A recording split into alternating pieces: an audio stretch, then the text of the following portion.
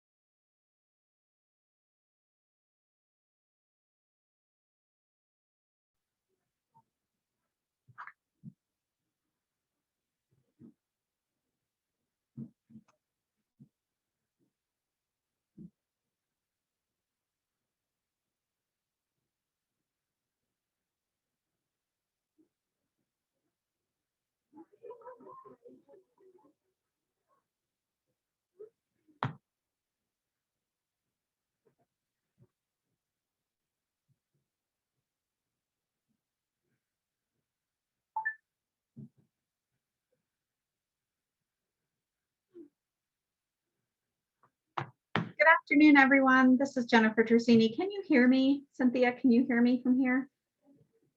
All right, great. We see we have about half the people who have joined. So I want to thank you so much, first and foremost, for coming out today for our session. I'm super excited to be welcoming Brian Lawson from Webmo. He's going to share with us information about growing with Google, all the latest and greatest that's happening with Google in the next month or two. Lots of changes coming down the pike from what I understand.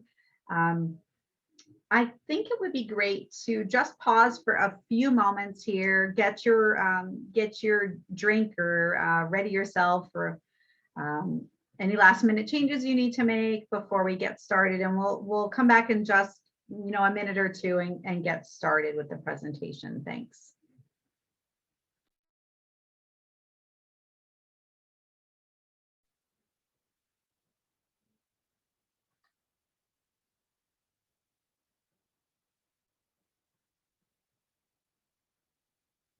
And I think that everybody who's going to be on time for the presentation has shown up. So again, I'm Jennifer Tersini. I'm sure you all know me.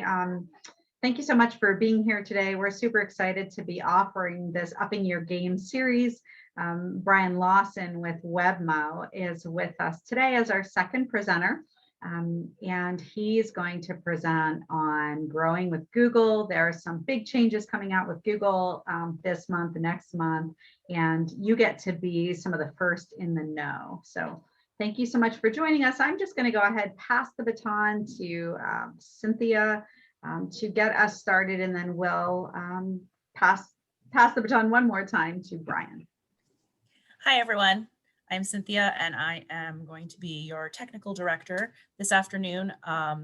So this is in a webinar format, so attendees do not have access to unmute themselves or use video, but at the end of the presentation, if there's an opportunity for in-person Q&A, I will go ahead and unmute and allow people to ask their questions. At the bottom of the screen, if you move your cursor, you will see a Q&A option. If you do have a question in the middle of the presentation that you don't want to forget, I would suggest putting your question in that Q&A section and not in the chat so that it does not get lost. The chat feature is also enabled, so feel free to talk amongst yourselves. I also want to give a big thank you to Webmo for letting us borrow their upgraded Zoom account so that we could do this in a webinar format and just have a couple more extra features for this series. So thank you, Brian and Webmo. And on that, I am going to pass it over to Brian. Awesome. Well, thank you, Cynthia and Jennifer, for coordinating all this. I'm going to start by just a little bit of introduction and some background. It's probably going to be good news that I talk really fast. I'm able to get a lot of information out there over a pretty short period of time. And normally it's all, somewhat processable, but like Cynthia was saying, there'll be plenty of time, I think, for questions at the end. I should be able to squeeze all this into a format to where we can have a little bit of time for open discussion afterwards. Okay, a little background. Webmo, we are an Arizona-based digital marketing agency, and we're a little different than others in our world. A lot of times digital marketing professionals come from either traditional marketing backgrounds or maybe the world of design. My background is more on the lines of engineering and IT and software development as one of the founders. So our entire culture is really based around data and having a little better, sort of handle on some of the techie things that are going on behind the scenes. We're talking a lot about Google today. And if you think about the challenges you might have with Google, whatever those may be, ranking higher, showing up on search, whatever, Google's made up of, 20,000 engineers and about 300 designers. So from a mindset and a skill set standpoint, it's kind of easy to understand why taking an engineering mentality towards this stuff might give you an advantage. We are what's considered a Google partner company. In our industry, there is no license to practice. Anybody can claim to be a digital marketer. A Google partnership basically is Google telling the rest of the world that this agency is doing things in a way that is, meets their standards. You're sort of assured that the company you're working with is transparent and that they're up to speed on all the latest information. Now, we kind of take it an extra step. Just a little more background. When I first really got into digital marketing, I recognized almost immediately that there was a lot of misinformation, a lot of confusion, a lot of just absolute, people being baffled about what is going on between Facebook and Instagram and YouTube and Google and their websites.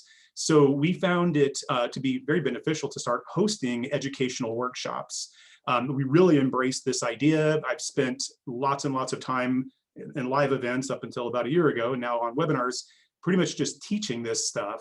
We're so active in this space that Google recognized our agency as the only one in Arizona that was designated as one of its high impact partners. And that's nothing to do with how much Google spending we do. It's strictly related to the number of people that we were able to educate and kind of bring through our workshops and kind of get up to speed on all these things. So enough about us. Today's workshop, I'm going to break it down into 3 basic sections because I feel like they're all kind of critical. The first one will be pretty fast. I just want to kind of restate what's going on with digital marketing right now. I mean, there's been so many changes in the market over the last year, especially because of COVID and the even more shifting towards digital as being just a very important space personally and professionally for you to really focus on. I mean, there was for a little while there was some holdouts that were thinking, I might not do website, it's not going to be as important. Certainly some industries like restaurants, even smaller nonprofits, just didn't really maybe fully grasp the absolute importance of having a strong digital presence. Well, obviously that's shifted even more so. So I'm going to talk a little bit about that. Then I'm going to dive right into the Google related things. I'm going to talk about marketing in general and why the things that you can do in Google play a huge part and your ability to become, I guess, visible to the people that are looking for you.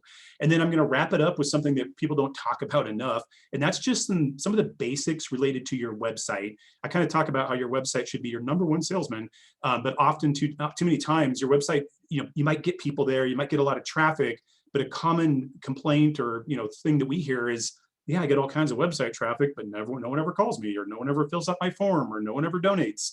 No one ever buys my product. There's a lot of science and interesting sort of human psychology around that. And I'm leaving this in here because it's always a very popular section, and it makes people say, okay, that actually makes sense. If I make these little changes, I might increase the potential for someone to engage in the way that I want them to. So I'm going to touch a little bit on that as well. So starting with the market, there was already the trends were already going in all that direction. People spend an enormous amount of time online for various reasons. Obviously, everything from social media to watching YouTube videos, shopping, all those things add up, and the data just keeps going up and up and up and up in terms of the amount of time that people are in front of a computer screen. Now, as a response to that, companies have been continuously shifting their marketing dollars more and more and more over to the digital space, whether it's Google or social media platforms, YouTube. It's really just following where the eyeballs are at. If people are spending more time in front of a mobile device or a computer screen, it makes sense to where you, as a business owner, as a nonprofit, that's where you want to make sure you're really visible, because that's where people are focused. All of that's been true. All of that's been trending for a long time. And then March of 2020 hit, and hockey stick time. All those trends just took an enormous direction up. What used to be a few hours turned into several hours. Things like Facebook and YouTube, massive increases. Obviously Netflix, anything that was online became a very, very significant part of people's daily experiences, which again increased the likelihood of them maybe finding you or your organization in the digital space. Again, the amount of revenue generated by e-commerce sites and the likelihood of someone to convert on an e-commerce site, same situation, just absolutely skyrocketed. And it really hasn't necessarily tapered off as much as some people were predicting. A lot of people discovered, oh, wow, Amazon is really easy, or oh, wow, I can book a reservation on a website versus phone calls. I mean, all of that stuff was already going there, and the 2020 stuff just absolutely accelerated it. So that idea that is basically was already here to stay, and it just became even more so. And you think about why it's so critical to be visible when people are like actively looking for the product, the service, the cause that you are representing. And you have to think about, like, what is the moment that somebody is in when they're in front of a computer, on their smartphone, doing their research, and these visuals kind of tell the story. When you get somebody that's looking for, hey, I need to make a tax deductible donation because I'm doing my taxes right now. I need to buy a product. I need to figure out how to do something. I show these little pictures because they have their credit card out. They're ready to go. They're in that moment right then and there. They are the most likely to make a purchasing decision. So that is really the key thing, is that you want to make sure as a business that they find you, and that if they find you, you are doing everything you can to increase the likelihood of them taking that next step, again, whatever it may be, making a purchase, signing up for something, downloading, whatever. So that's kind of making the case as to why we all know it's so important. And clearly you probably already know that, or you would not be attending a workshop related to digital marketing. Okay, so next I want to talk just a little bit about marketing at the biggest level, just in general. There's a lot of schools of thought about how to, sort of arrange your marketing, how to think about your marketing. I sort of buy into this doctrine of this rainmaking, rain catching mindset. It's an idea that's been around for a long time, since the 50s. People have been writing books about it. What it's basically saying is that every single form of advertising that you do, all of your marketing, can fall into one of two categories. You're either making it rain or you're catching rain. And what they mean by this is rainmaking would be any marketing effort that's designed to get somebody to do something that they weren't originally intending to do. So you think about a TV advertisement. You might see an ad for a car or a coffee or a breakfast cereal or whatever, and they're going to watch that commercial and say, wow, you know what? That's actually worth looking into. I may consider doing that. You successfully persuaded them or encouraged them to take some sort of action. You at least got the idea out there. So maybe you created new demand. Now, the other kind of marketing is really devising strategies and executing them that's designed to go after those potential clients, volunteers, donors, customers, whatever, that are much further along on their decision-making cycle. You don't have to convince them to do the thing that they're trying to do. They're already looking. Like, you could compare like a TV commercial for a home security system. You could make one of those commercials that, makes them aware that, it's dangerous and you need a security system or whatever, and maybe you'll convince them to do something. But meanwhile, there's another group of potential customers that have already figured that out. They got robbed last night. So now they're going through the process of just trying to figure out who they're going to use. They don't need any convincing. So again, that idea has been around for a long time. It's the idea of really kind of thinking about, are you in a market where you need to raise awareness and get people to do something that they're not already ready to do? Or, and probably, are you in a market where people are already looking for the services, products, things that you're selling? And in reality, it's probably a little bit of both. Now, that school of thought, as I mentioned, has been around for a while, but it actually layers very nicely into the world of digital marketing. Almost every platform strategy that you've probably ever heard of, contemplated, or whatever, kind of falls nicely into one or the other, or in some cases, both. We're not going to be talking too much about rainmaking today. I could do an entire another workshop on that, but things like Facebook, social media platforms, are the ultimate rainmaking strategy. You can define an audience, like the perfect demographic for whatever it is you're offering, and put a message right into Facebook, a promotion, an ad, a video, whatever, that is designed to hopefully influence them to do something. Counter to that, people don't go to Facebook and use its search bar to track down things. That's not human behavior. That's not how they use that technology. The other side is the rain catching side. So when you see things like Amazon, all the different search engines, YouTube to a certain extent, those are the technologies we use right now when we're just trying to find whatever it is we're looking for. Now, knowing that, obviously your ability to show up on Google becomes, in most cases, your highest priority. 85% of all that sort of action begins with Google, especially when there's a little bit of a drift off with specific products in Amazon, but if you're a company and you're looking to become more apparent to people that are out there doing research, Google is really the thing to focus on. So what do we need to do in Google? And again, this is where I'm going to get into some of these things that are very new. Some of them are relatively new and you probably just haven't heard about them yet. And some of them are things that are going to be happening in the very near future. So let's talk a little bit about the Google algorithm. So there are 5.5 billion searches per day, just enormous amounts of activity on this search algorithm. And Google basically several years ago started to introduce this idea of machine learning, to where every time anybody does a search and clicks on a result, the algorithm is literally teaching itself how to be better, how to get better at serving the kinds of results that people are actually looking for. So 5.5 billion, out of all that, every single kind of search you do can really be broken down into just 3 basic kinds. And as a business owner, someone marketing a business, it's really important to kind of get a grip on which those 3 are, because it will have a lot to do with whatever strategy you decide to pursue. So what are the 3 types? Number 1 is what's considered a navigational search. A navigational search is anytime you use a search engine like Google to find something that you already know about, a person, a movie, a business name, a book. I know what I want. I'm just trying to navigate my way through the web to find that thing. In the case of a business, like your business, a navigational search should display results that look a little bit like what you're seeing here.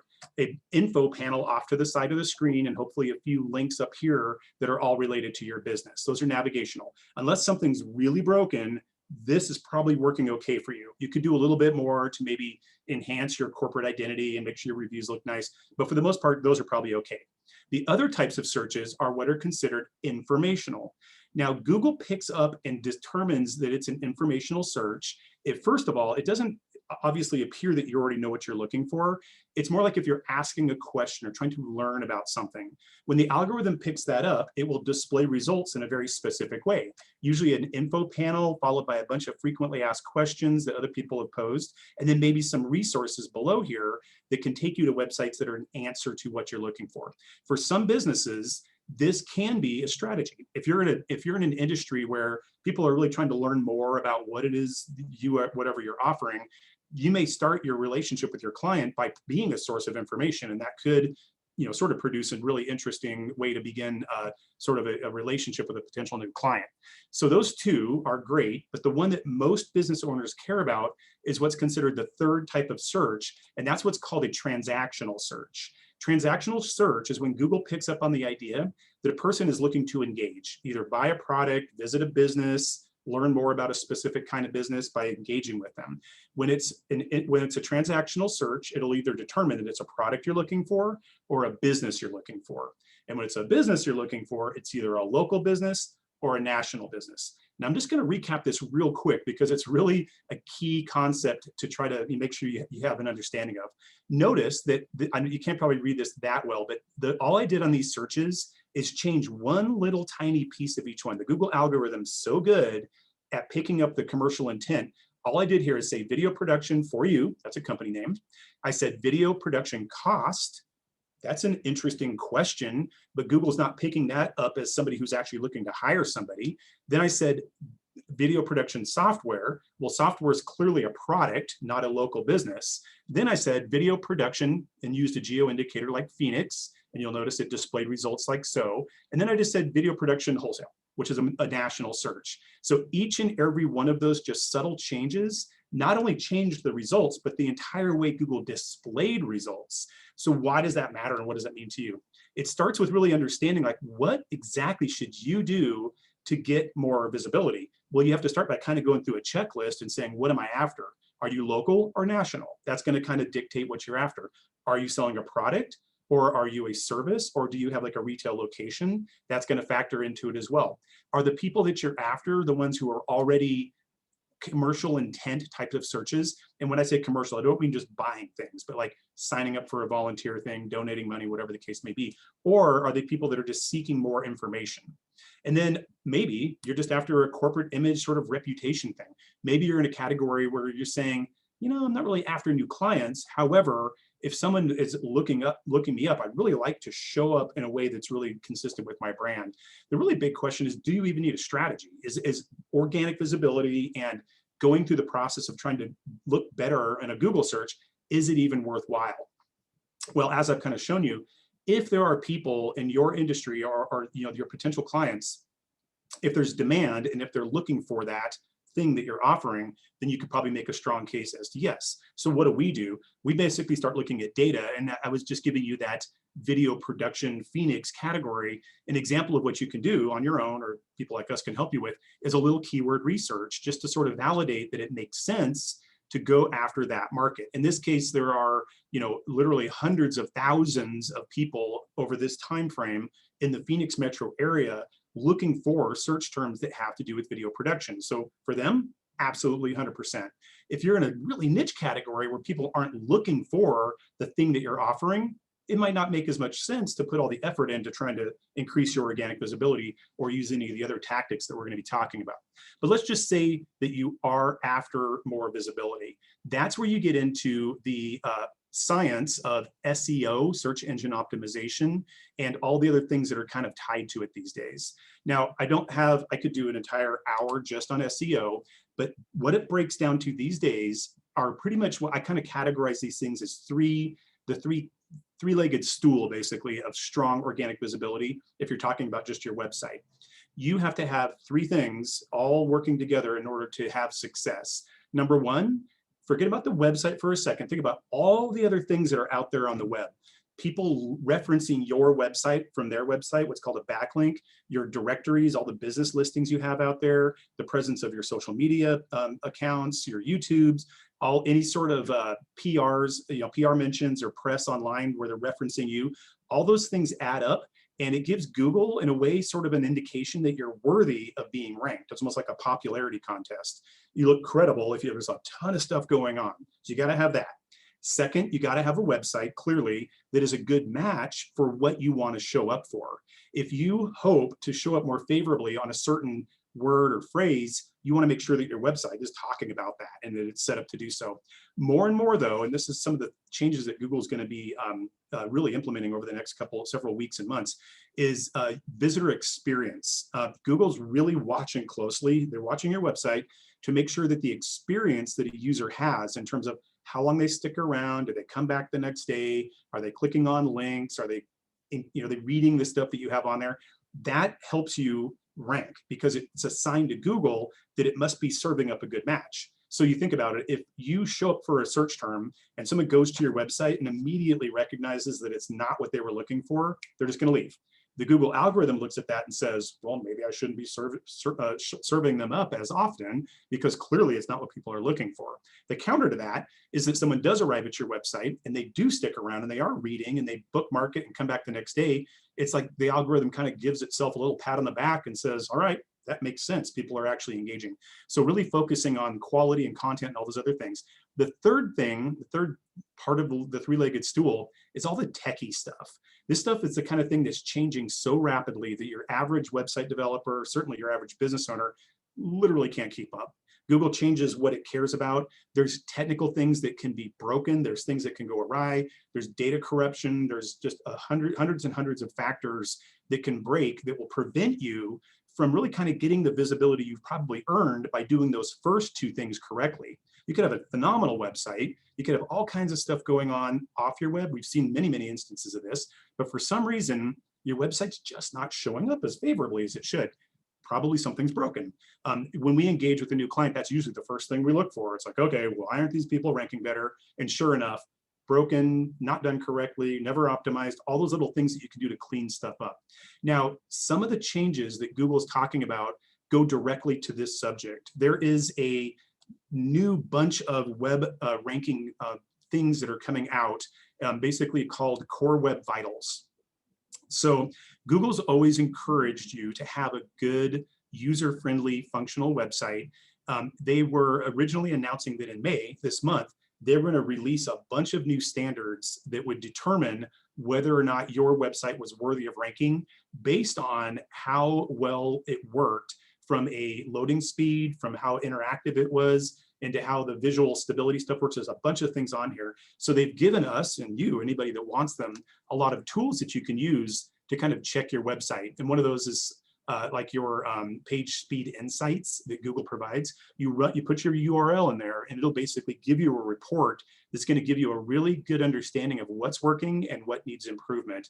It makes it easy for you. You no longer have to just rely on the opinion of an expert. You can run the thing on your own website, hit the analyze button, and it's going to give you a lot of information about exactly what you need to do to improve the likelihood of you ranking because of these new things that it cares about.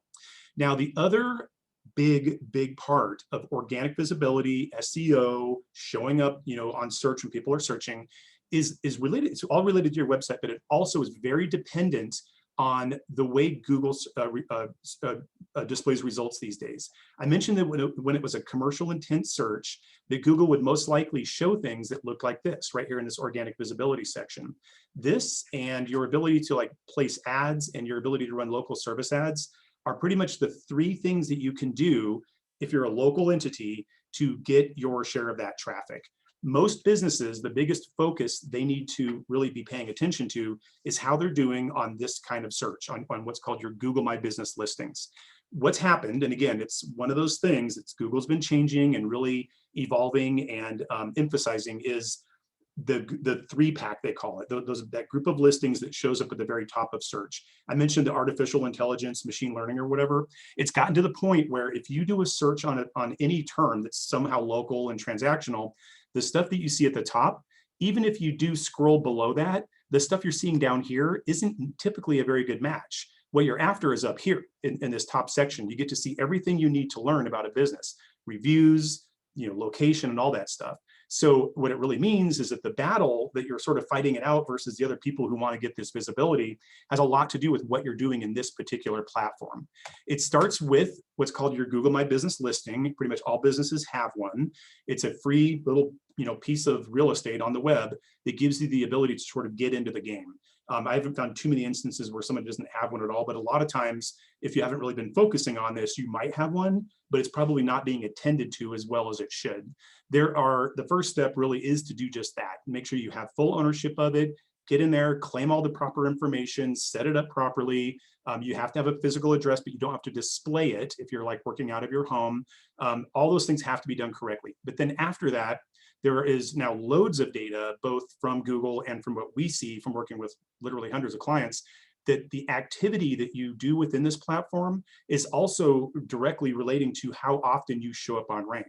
And by activity, I mean things like Google Posts. This platform gives you the ability to post things like announcements, events, products, business information, whatever. Thinking about it as like another social media platform. There's opportunities to do things like events and questions and answers where customers can ask you questions and you answer them. You should answer them in a way that's very verbose and as many words as you could possibly fit in there without running out of room.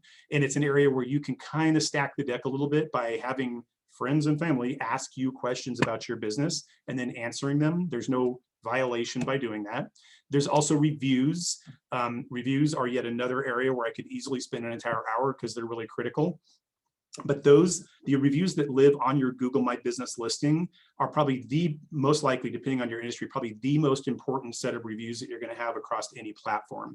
The basics of reviews, without getting into it in a very long, drawn out thing. Number one, claim all the websites or all the review platforms that are relevant in your space. Do the necessary things to increase your reviews. There's lots of technology out there that you can use where you're in a very proper and ethical and without sort of breaking the guidelines way, soliciting for people to actually give you positive reviews. And then the third thing is to engage with people who are reviewing you in the form of answers and thank yous or replies if it's something negative.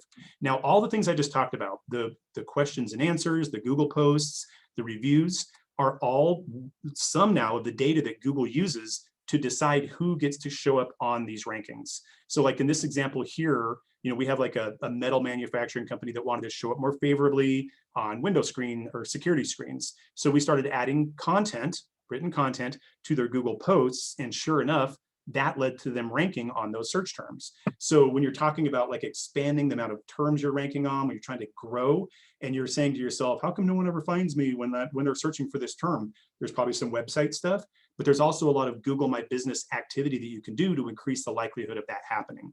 So that's the organic stuff, the stuff that you can do that doesn't necessarily mean a marketing budget. A lot of times it's just stuff that you can start doing on your own. Now, in addition to that, there are multiple things you can do from a budgeting standpoint to do basically, really just run paid ads that all kind of fall into this category of capturing demand. Now, before I talk about any specific paid ads, I kind of want to explain our methodology and our way of approaching anything to do with paid advertising when it's online. First of all, it's about testing.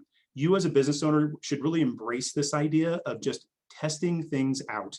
Conduct small tests. Don't spend a lot of money. If you can spend a couple $100, $300, whatever, run a test, analyze it, and then decide whether or not you're going to keep spending money on it.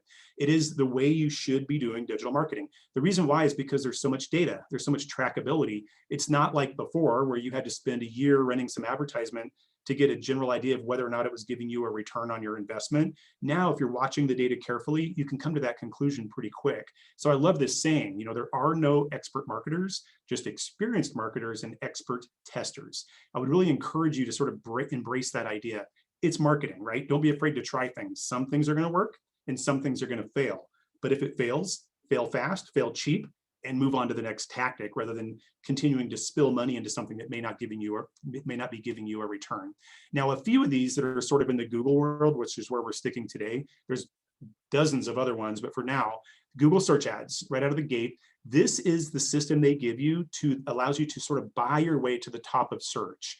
If you're not showing up well organically, if you're just not because of whatever reason, maybe you got a lot of work to do and it's going to take a while to get your website in order, maybe geographically, you're just a little further away from the market that you're trying to capture, you can run a paid ad system that allows you to buy your way to the top called Google search ads. Again, I could spend an hour on this one.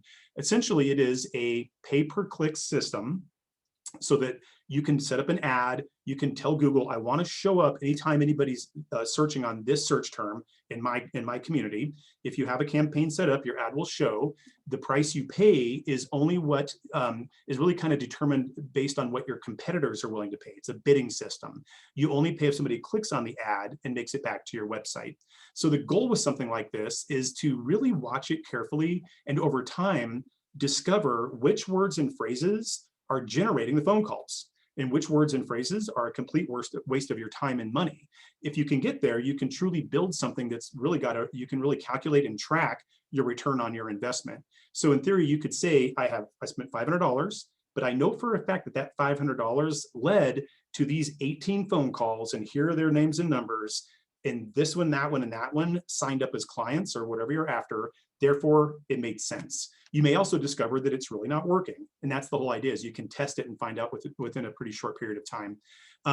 The idea is that you keep doing that. You keep trying different things. You adjust ad copy, you adjust your bid prices until you can really hone in and get to that campaign that you can feel comfortable is giving you a return on investment.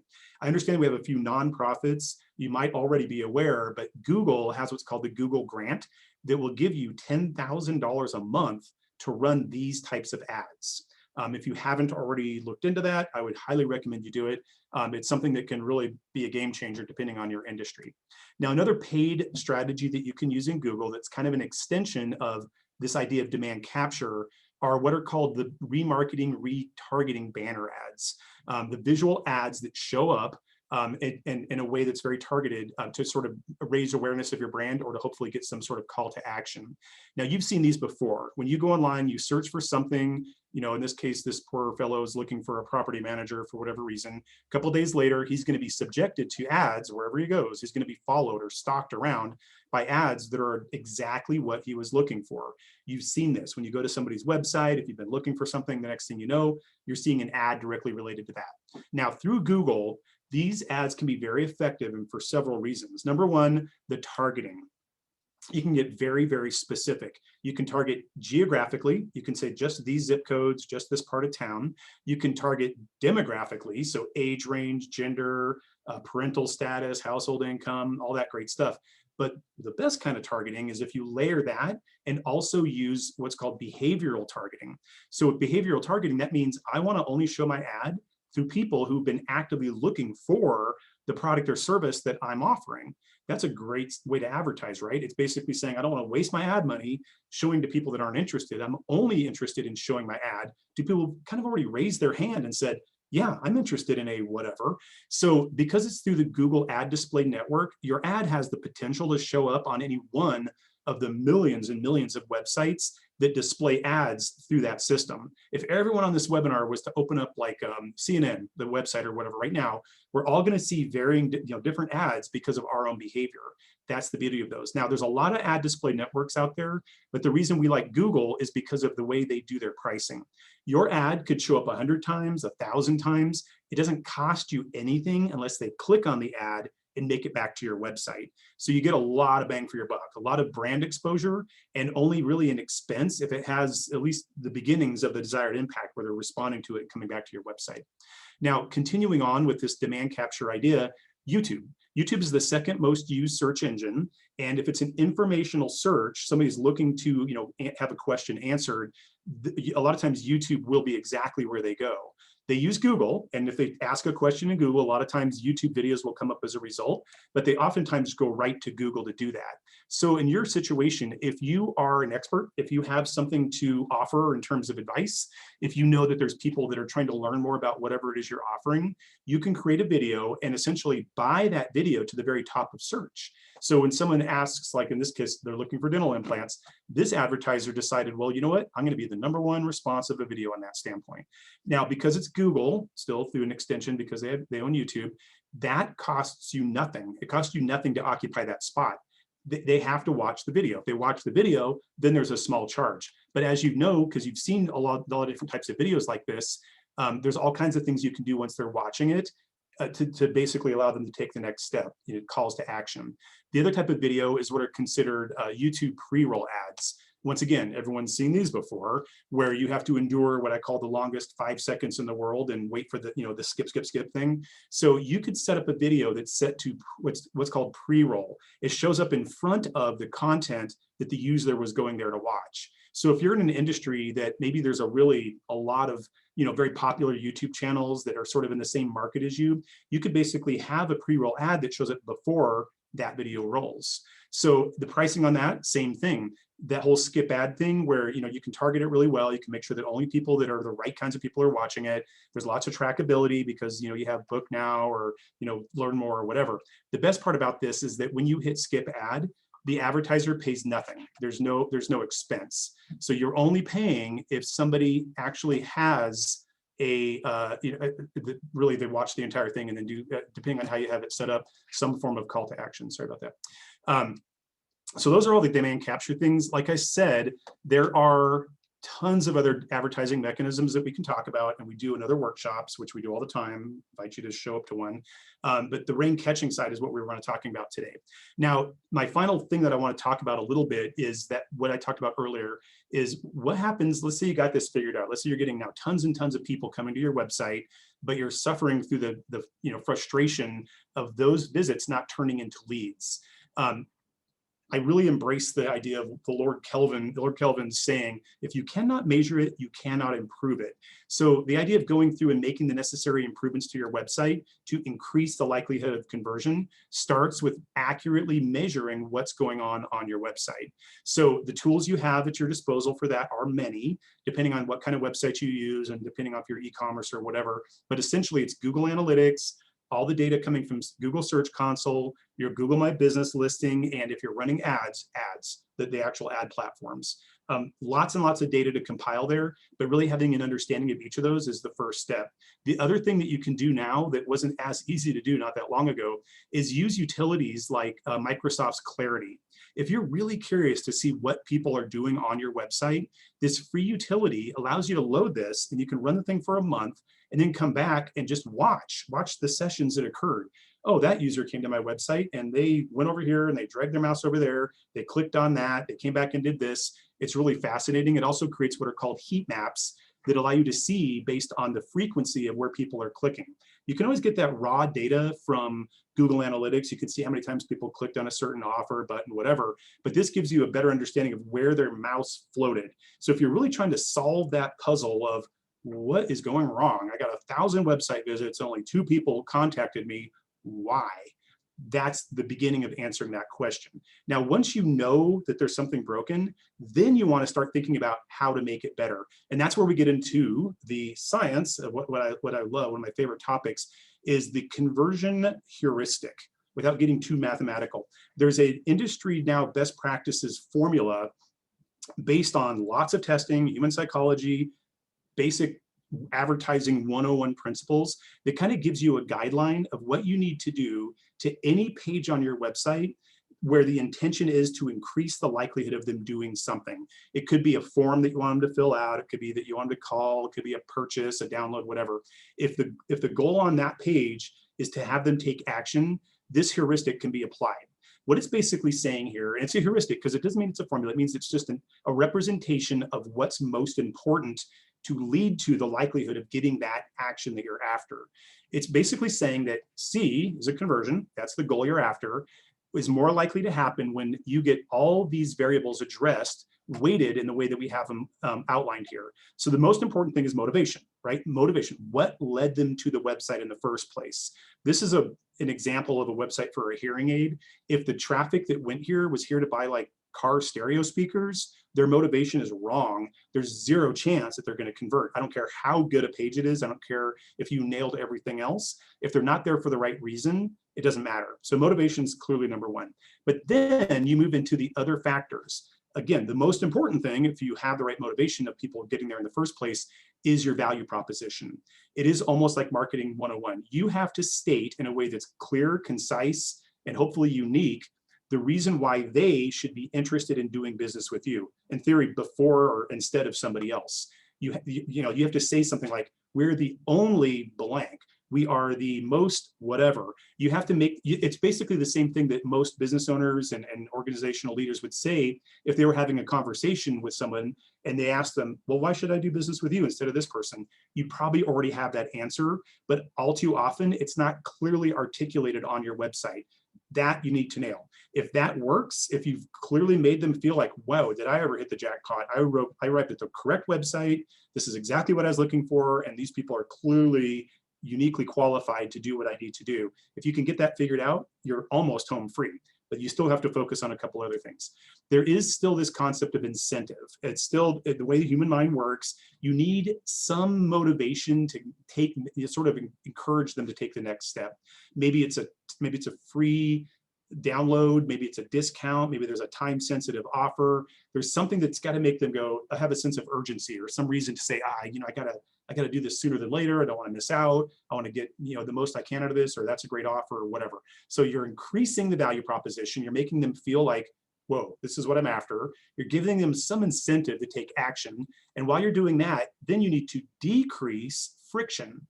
Decreasing friction means make it as simple as possible for them to take whatever next step you're after. It could be just making it obvious what they're supposed to do. Just tell them specifically what to do. If it's a form, make it easy, as few fields as possible. You don't want to push more work onto their side of the table. You want to make it as easy as possible, and you want to erase any confusion. Confusion is friction as well. In our industry, we call it no unsupervised thinking.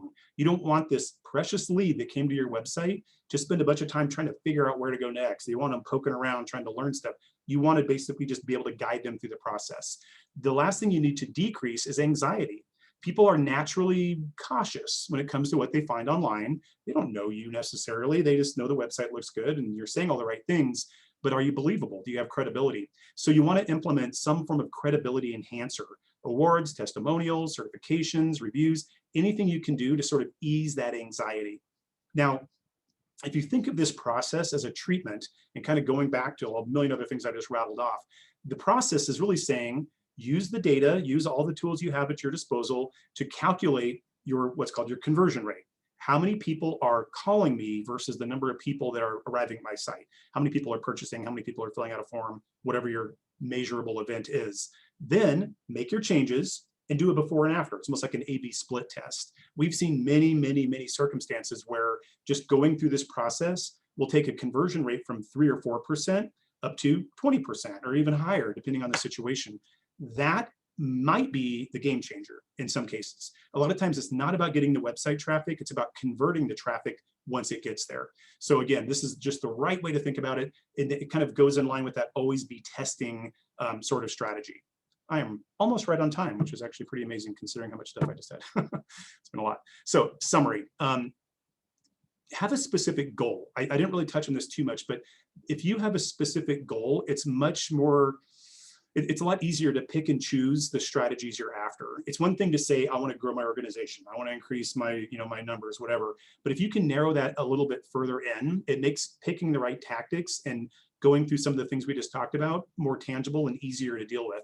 Of course, you want to increase or grow your business, but exactly what is that? Does that mean, I want to get, 30% more donors from this zip code? Does it mean I want to sell, double the number of hot water heaters I sold last year as a plumber? Whatever that is, the more specific it is, the more likely you are to be able to devise it and be able to track the strategy.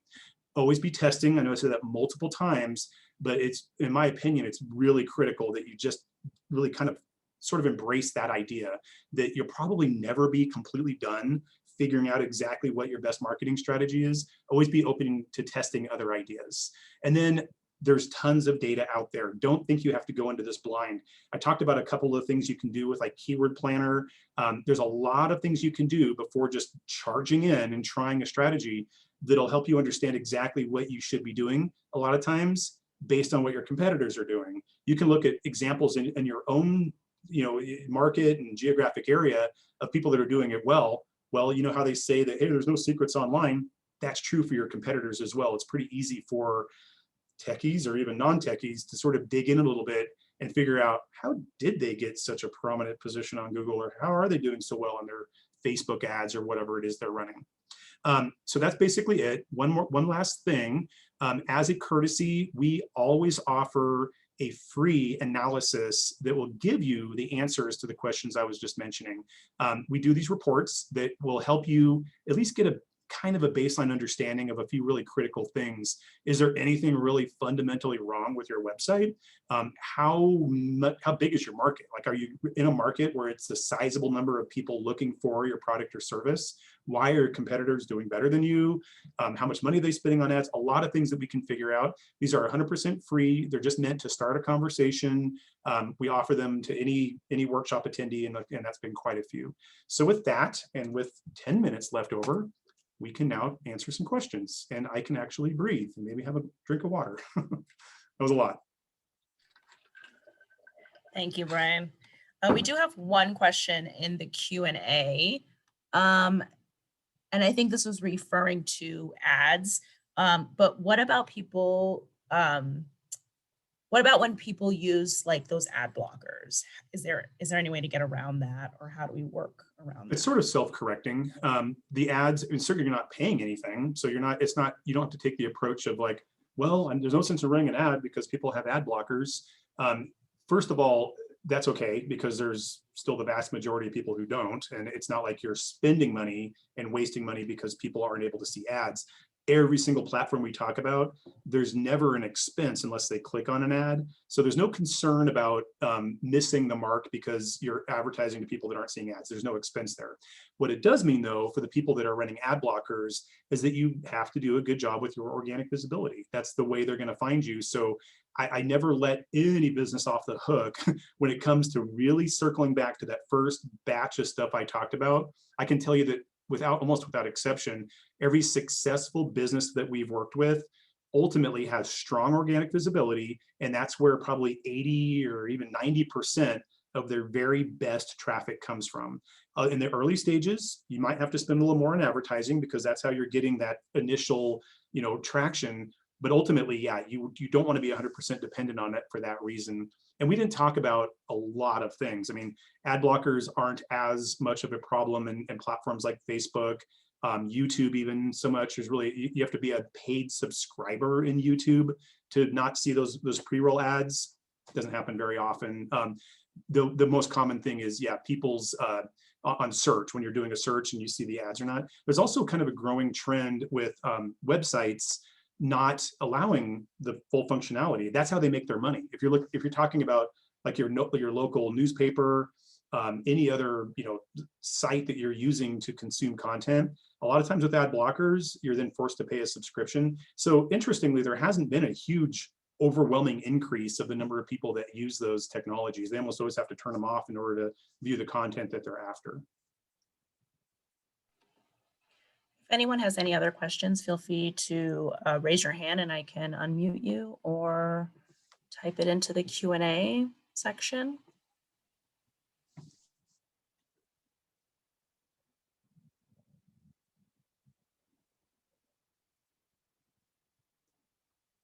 We have a question comment. Beverly says, I don't use Google Suite. Are there pros and cons? There are, whether or not you use Google Suite doesn't impact your ability to be visible in Google. So the Google Suite is like a whole nother set of things that's meant to take the place of like Microsoft Office and all those other word processors and Gmail or whatever. Those are great, and we obviously guide businesses on how to set those up. And fortunately, there's no downside to not using it. It in no way, shape, or form affects your ability to like run an efficient campaign, have a good Google My Business listing, rank on Google. None of that stuff is impacted. If you're asking me that, is Google Suite a pretty useful tool? Absolutely, we use it. It's very nice to have, from a cost standpoint and organizational standpoint, everything sort of in one place. Especially if you're fully into this idea of cloud-based computing as opposed to having, physical software loaded on your machine. That being said, I still use Office products. I'm using PowerPoint right now, so I kind of use both. But yeah, no, Google Suite can be a very useful utility, but it won't positively or negatively impact anything related to your organic visibility in Google or SEO or your ads or anything like that.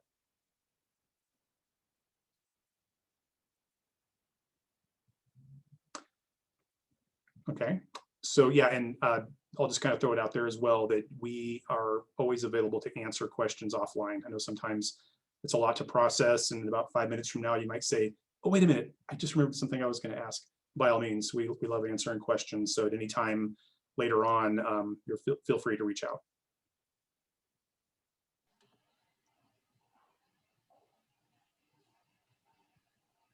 Okay.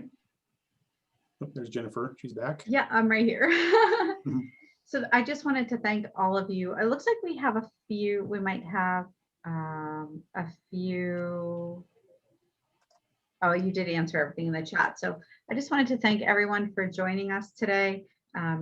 For those of you, I think most of you know us. For those of you who are not as familiar with us, we are Raise the Bar Consulting, and we offer comprehensive fundraising, organizational development, and interim transitional executive services for nonprofit organizations. So thanks for being with us today. Again, please feel free to reach out to Brian directly or to one of us directly if we can answer any questions you have or be helpful to you. I want to pass the baton one more time to Cynthia just to round out and give you a heads up as to who will be our next presenter in 2 weeks. Thanks, Jennifer. One last question. Brian, do you mind sharing your email address with everyone, either typing it in or there we go. Awesome. Thank you. All right. So our next presentation will be May 20th. And that's going to be, the title of that is Architecting a Flexible Work Reality for Your Organization, from technology to Trust. And that is with Christy Street from Nextrio. And so she will be presenting on that.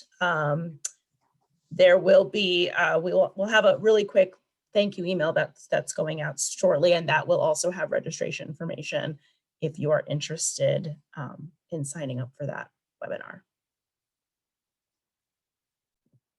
So thanks so much for joining us. And Brian, thank you so much for all the information. Super helpful. I know I'll be calling you to talk more about these services for clients of ours and probably for my own personal knowledge. So thank you so much. Yeah, thank you again. And I would mention one last thing is that we do at least a couple of workshops a month.